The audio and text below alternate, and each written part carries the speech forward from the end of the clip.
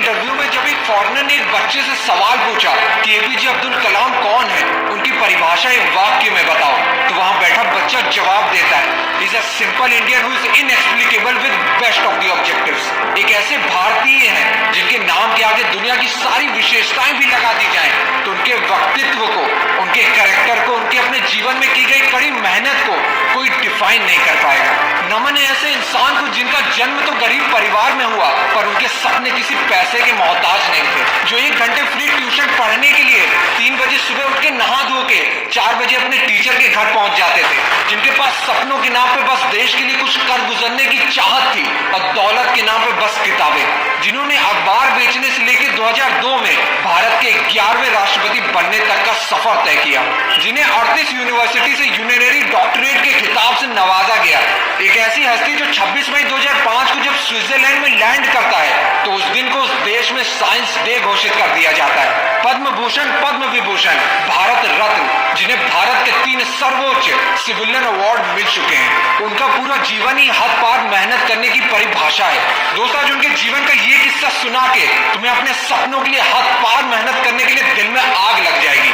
दोस्त, कलाम जी का बचपन से सपना था एयरफोर्स ज्वाइन करने का, और फिर उन्होंने अपनी स्कूलिंग खत्म करने के बाद Madras institute of technology MIT university join की, जहां वो अपने 6 दोस्तों के साथ एक प्रोजेक्ट में फाइटर एयरक्राफ्ट बनाने के डिजाइन पे काम कर रहे थे। तभी उनके प्रोफेसर श्रीनिवासन उनके प्रोजेक्ट रिव्यू करने के लिए वहां पहुंच गए, और प्रोजेक्ट का डिजाइन और प्रोग्रेस देख के उनके टीचर कलाम जी से बहुत निराश हो गए और कहा, मैं तुम्हारे काम से बहुत निराश हूं कलाम, और मुझे तुमसे अलग और बेहतर डिजाइन की उम्मीद थी।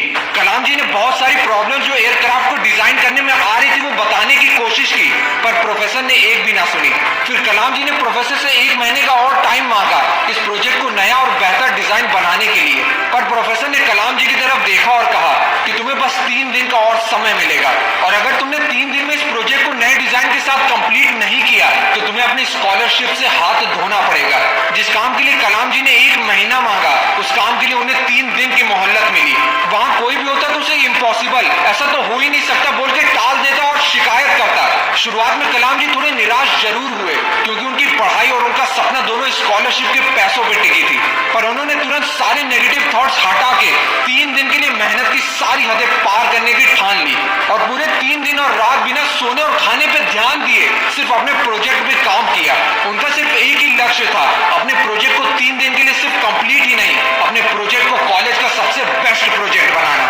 और 3 दिन के बाद जब प्रोफेसर ने कलाम जी का प्रोजेक्ट देखा तो वो एकदम शॉक्ड हो गए, और खुशी से कलाम जी की पीठ थपथपाई और कहा कि मैं जानता हूं कि 3 दिन का टाइम देके मैंने तुम पे बहुत प्रेशर डाला, लेकिन मैं जानता था कि तुम में काबिलियत है, बस ये देखना चाहता था कि तुम में मुश्किल वक्त को सहने की क्षमता है या नहीं, और तुमने खुद को साबित कर दिखाया। दोस्त, कलाम जी कहते थे, one who breaks the limit of their imagination और the one who create history.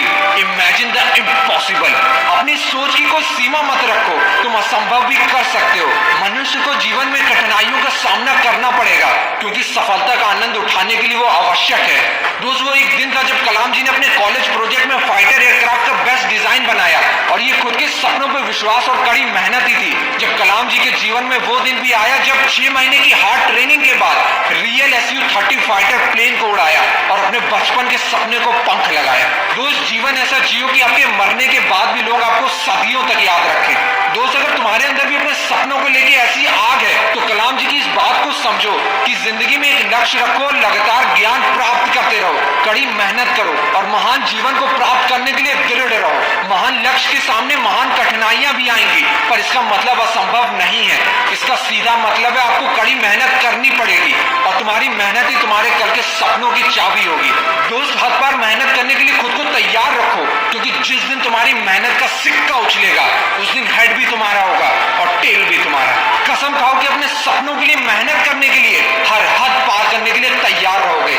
जय हिंद, जय भारत, जय कलाम जी। मिलते हैं अब नेक्स्ट मोटिवेशनल फ्लाइट के साथ। This is Ashish, bye bye.